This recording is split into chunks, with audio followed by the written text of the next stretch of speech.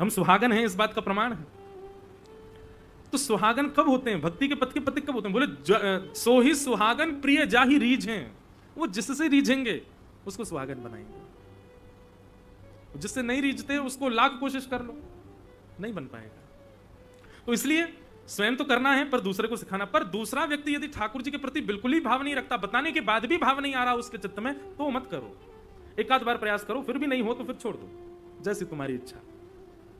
तो ये परम धर्म का पहला रूप। दूसरा परम धर्म का रूप क्या है? सवै पुंसाम परो धर्मो यतो भक्तिर अदोक्षजे अहैतुक्य प्रतिहता। अहैतुकी भक्ति, अहैतुकी भक्ति किसको कहते हैं?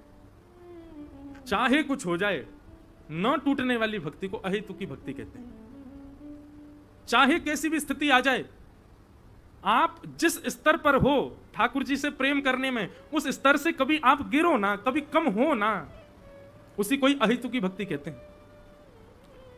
हमारी भक्ति दिनों दिन बढ़े, हमारी भक्ति दिनों दिन कम से कम बढ़े ना तो उतनी तो रहे जितनी आज है, कम नहीं होनी चाहिए, उसको परम धर्म कहते हैं। अच्छा, एक मैं अभी बात बता रहा था, ये जो भक्ति में फ्लक्चुएशन आता है, कभी बढ़ जाती है, कभी कम हो जाती है, कभी तो इतना मन करे कि आज तो महाराज माला जब जब के उंगली छील लेंगे अपनी, आज आलस नहीं आ रहा। और कभी कभी इतना आलस आ जाता है कि आज माला ही नहीं देख रहे। कभी कभी तो इतना भाव कि महाराज पूरे मंदिर के कुंज सजा दे, और कभी कभी इतना भी भाव नहीं कि ठाकुर जी को बस एक वस्त्र पहना के बैठा दिए। ये जो बार बार भक्ति में उतार चढ़ाव आते हैं,